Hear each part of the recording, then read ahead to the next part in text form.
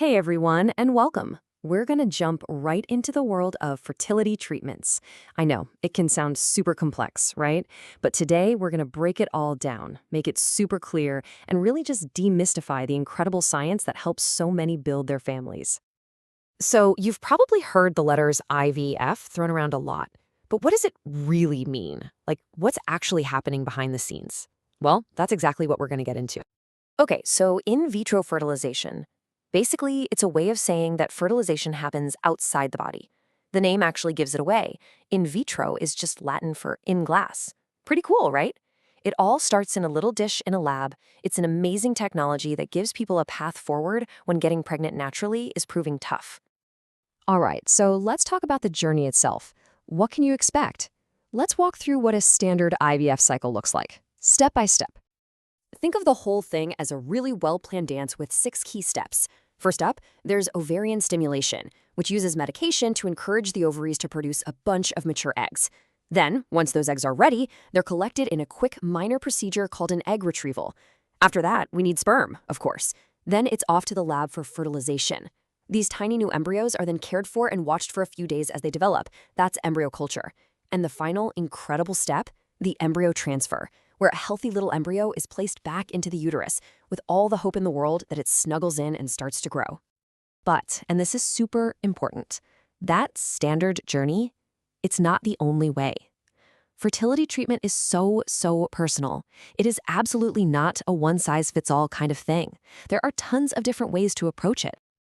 To really get a handle on all the options, let's talk about something called RTA, which stands for Assisted Reproductive Technology.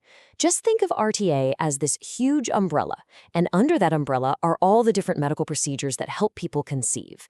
IVF is definitely the most famous one, but believe me, it has plenty of company under there. So even when we're just talking about IVF, there are different ways to go about it.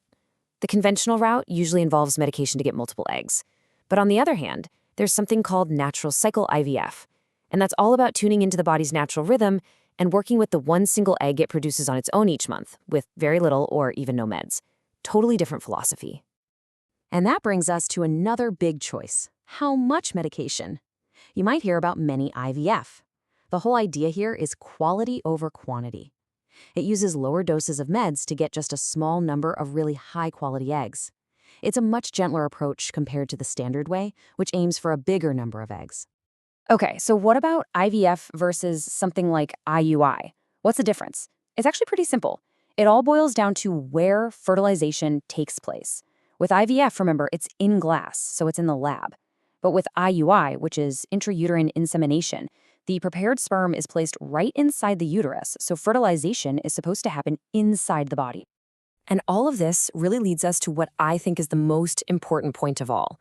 All these different technologies and methods, they're just tools in a toolbox. The real goal is to find the perfect mix of tools for you.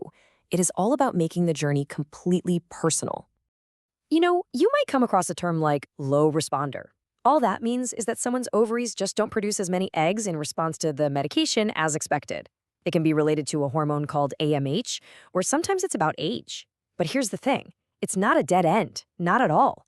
It's more like a signpost that says, okay, let's create a more customized plan here. Same thing if you hear a cycle is high risk. I know that sounds scary, but it's not meant to be.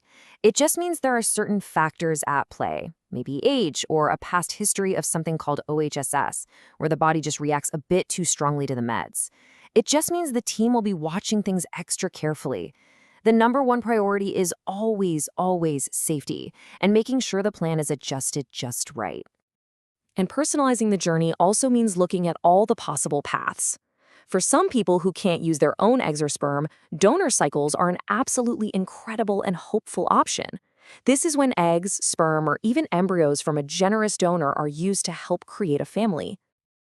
And that's really what it's all about, isn't it?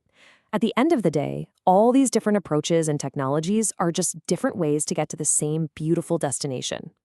The goal is always a healthy pregnancy, and the path to get there is going to be unique for every single person. But, you know, that personal touch doesn't stop with the medical side of things. There's a much bigger picture here, which brings us to the idea of a holistic approach. This whole journey is about so much more than just science, you know? It involves your whole self. Taking a holistic approach just means supporting your body and mind through it all. We're talking about things like eating well, finding ways to manage stress, maybe that's yoga or meditation for you, or even looking into things like acupuncture. It's all about taking care of your mind, your body, and your emotions. Wow, okay, we've talked about a lot. From what IVF even is to all the different ways you can personalize the journey. So, if there's one big thing to take away from all this, what is it?